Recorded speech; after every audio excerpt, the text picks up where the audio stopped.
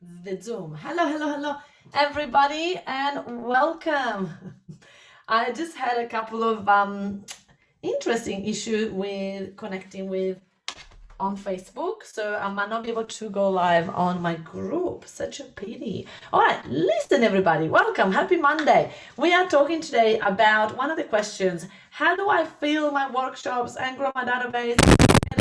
All right, here we go. We're going to talk about that. We're going to help you to get the most out of promoting. So, what is considered a workshop, right? So, a lot of people don't want to run workshops or are afraid to run workshop because they're not sure how to do it. They're not sure what they're going to do for the business.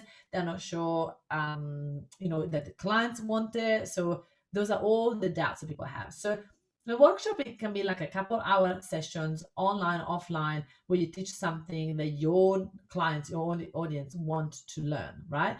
Can can be an interactive webinar or Zoom or a recorded class that you can send evergreen so that you can just keep sending out there.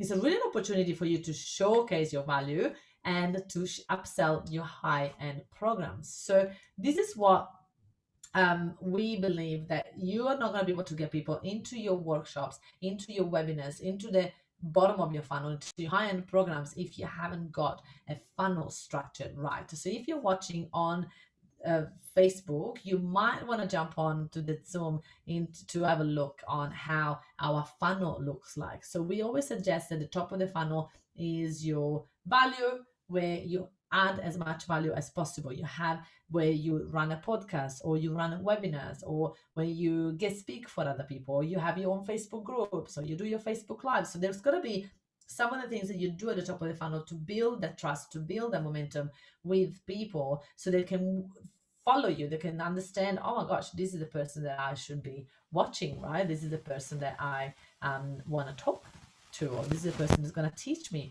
other stuff, right? So the more you have the top of the funnel, here we go, I got a code. Wait, 4 3. Let's have a look if I can get in on Facebook. Hallelujah. I am in. Okay, so I'm trying to go live on the abundance mindset. I'll put a title later.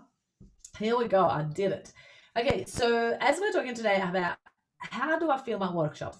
Look, the truth about this is that you're not going to be able to fill your workshop if you haven't filled the top of the funnel. If you haven't got enough people following you, nobody's going to want to come to your workshop, right? So we need to show people, hey, I'm the expert. I am the expert at this thing. I'm going to be able to, I can teach you this, I can teach you that. So you really want to build that relationship with people so that when you start to promote your first workshops, people are going to be like, oh my gosh, yeah, totally. I'll go to that. I really want to go to that. I really want to learn more about what this person's got to offer, right? So lots of people want to skip all of those and just want to get people into the workshop. They go like, I don't want to waste my time. I don't have time to do Facebook lives and this and that. I just want to go straight into it. But listen, even if you don't have time, you got to find time. Because even when you decide to promote your business from not organically, like we teach organic marketing, but if you want to say, okay, I'm going to start to advertise and pay for advertising, you still need to put your content out there, record videos. You still need to build that trust with people, right? And a lot of the things that my agency, the Facebook ad agency that we use in tell us, they're like, Francesca, because you built already so much trust, people love you already, people are watching you already. That is why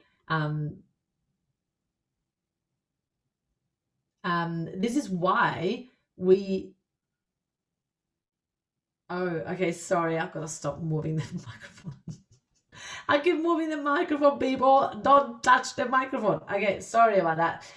Thank you for letting me know though. So this is what the missing link, right? Whenever the top of the funnel is done, whenever you got the trust, then people are gonna want to work with you. So why what we suggest to do is that you want to build trust with people and then get people into your next level, right? So you want people to give you the email addresses so that you don't just rely all your eggs in one basket. If Facebook shuts down tomorrow, you're still going to have your database, you're still going to have your email list, you're still going to have other ways to communicate with the people that really want more value from you. So why you need to grow your database is because a bigger audience, bigger the opportunity, right? So the more people you have in your email list, the more opportunities you're gonna get into your business. And again, people think, oh my gosh, I'm gonna grow my database but just running workshops. And it's like, well, but you're not gonna get people into your workshop if you haven't shown them that you've got enough value. So first is the email list, first is the following on social media, then the email list, then invitation to the workshops, right? So it's gotta be in a different order. You have a backup just in case your social media will shut you down tomorrow. And trust me, it's been happening, right? There's lots of people that are influential that the accounts have been shut down. So you don't want to just put all your eggs in one basket, but at the same time you don't want to live in fear and go, I'm not going to do anything on Facebook because it's going to shut tomorrow. You never know. So you want to still build that trust and build that momentum, but then at the same time you want to have a backup plan. You want to nurture your warm leads, right? So a lot of people, again, they just forget about how important it is to warm your leads, to build that trust, to tick those boxes, to really show up consistently. And this is one of the things people tell me all the time: Francesca, you are super consistent, you do answer our questions, you do show up on our Monday call every single Monday, you are here.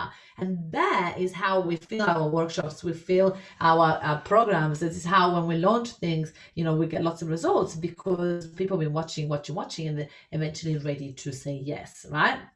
So how do you grow your database? Well, first of all, foremost, you need to ask for your emails. If you don't ask for emails, people are not going to give you the emails. This is the number one rule. So the other day I was following this person and I was like, when are they going to ask me for their email? It took forever for them to ask me an email. And by then they could have lost me. I could have gone straight away to someone else.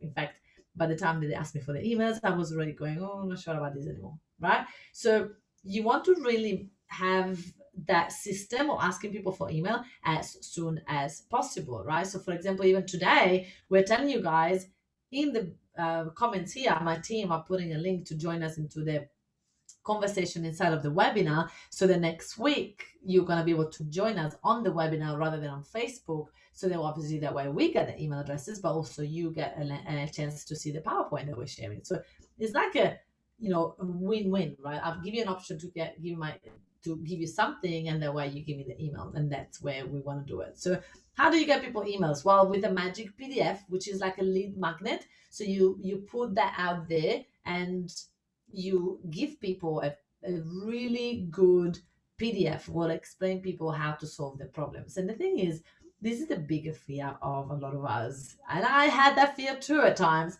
That we go, but if I put all my best tips in a webinar, then what? Then what? Right?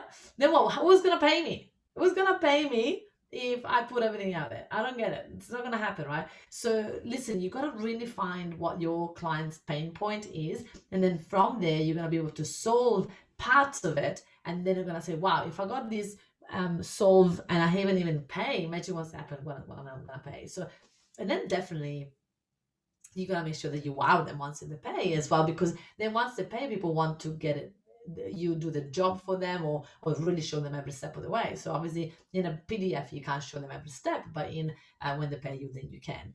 So the other way is to obviously give a lot of value and ask for the email in exchange when you're talking to Facebook groups. Ask attendees to invite a friend to your workshops or to your webinars or anything like that. But obviously be consistent with your call to action on any of your social media posts, so that you're going to be able to get people through. Now, once you have enough people in your emails, you be consistent enough on your Facebook, on your social media, and you build that trust, then you can invite people to your workshop. But this is where other people make mistakes. They have priced way too high the workshop and nobody's gonna go, right? So we want you to create a beta workshop where you charge very little.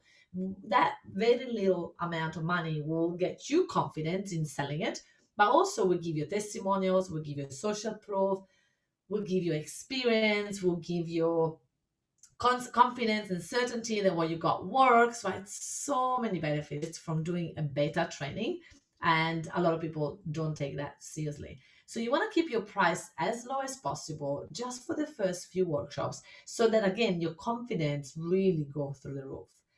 You want a limited time to purchase at the discount. So whenever you're offering your workshop, you want to give people an action taker price that is going to be like the price right now. If you sign up right now or in the next total amount of hours, you want to obviously make it limited.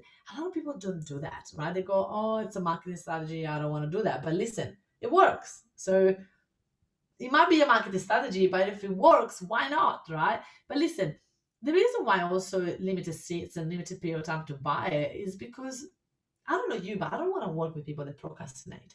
Because if they procrastinate on making a decision, they procrastinate in taking action, which means they are not going to get results, which means they're going to waste their money, which means I don't want that. I don't want any of my clients to waste the money and waste my time and their time. So for me, making that offer as like a limited offer, it shows me who are the people that are action takers, and those are the people that I'm excited to work with. The other people I'm really not that excited to work with. So give bonuses and free tickets. So go and have fun. Get people really excited about these rather than like, oh my gosh. For example, we always give away bonuses. There is 2 events coming up that my beautiful Tina is creating a poster with the bundle with everything that is included, because even if I can't go to those events, because we want to create that momentum, right? We want to make sure that people know that there's an option that we have a workshop and it's coming up, and I'm not going to be at the event, but I'm giving away a prize so that people know about it. Fantastic. All right, what are the common mistakes on running events? People are charging way too much, way too soon. So they're comparing. And this is when people are comparing themselves. They see me that I've been doing this for 6 years, running, charging lots of money for a academy, and the reason why I charge a lot of money is because I give a lot of value. And so they watch me and they go, of course I can do that too. And so they put these crazy prices, but they don't believe that themselves yet, right? So start little. You always have plenty of time to put your prices up, plenty of time, just one thing at a time, or one step at a time. They concentrate on quality. They want to work with the right people, and they're so fussy who they work with. And listen, at the beginning, just work with anybody, right? Then you get clear as your time goes with who you want to work with, and then you can be fussy because you got quantity now, and you can say no to some people. But at the beginning, you gotta have quantity so that you can get clarity around who you want to work with. You're gonna get clarity around who's your target market. A lot of people, I can't stand those people that tell people you need to get clear on your target market, you need to get clear who you're talking to. I don't know that yet at the beginning. I have no idea, right? So just talk, and then the right people will show up, and then you go, oh, those are the people that I want to work with. Let's go, right? Not focusing enough on the top of the funnel, right? They're just going straight to try to sell. That's you burn people out. People are not going to want to work with you if they haven't really got to know you yet. So it's important that they nurture their clients. And a big mistake is not nurturing hypo. So fear of seeming salesy and spamming when asking for the email or when asking to come to a workshop, it's huge. So a lot of people are not putting any call to actions in any of the posts, in any of the lives, in any of the webinars, because they're afraid of coming across as salesy. And I say, you know what? If you don't put an offer, you're actually doing disservice. You can't help people if you don't tell them that you've got a way to help them. So million percent, you got to make sure that you work on this fear, right? Because it's not going to help you. So listen, the point of this workshop is a lot of people have been asking me, Francesca, how do I do that? I have built a multi-million-dollar business because I have worked out how to build trust with people so that they want to come to my workshops, right? So it's very important that you guys do something similar. You're going to build that trust at the top of the funnel, get people into a workshop that is a no-brainer, that is cheap and is no-brainer so that people can come and check you out. That's when they're going to fall in love with you. That's when you can offer something. The first time you offer it, it's going to be very cheap, and then you put up and up and up and up and up. And I hope, and by the way, when I say you put the price up, it's because you're adding more value, you're getting more results for people, and that's why you put your prices up. You don't just put your prices up because you feel like it, right? It's got to be, I'm putting more value, I'm charging more. I'm adding this thing, I'm charging more. I'm getting more results for people because my coaching is improved throughout the years. I can charge more, right? So it's got to be more and more and more. Now, if you guys are interested in checking out what I'm teaching here a little bit more in depth, I have a Facebook Marketing Mastery, which is a 12 modules course where we take you through not just Facebook, but we take you through from the beginning, the basics on Facebook on how to get people to sign up to your program. So it's like a Facebook Marketing Mastery because we teach you how to market your business through Facebook, but into your high-end tickets. So my team is going to put in a link for you to check out our FMM, Facebook Marketing Mastery. Check it out and see how you can grow your business by organic strategies. Thank you so much for watching, everybody. I'll see you next Monday. Happy Monday, everybody.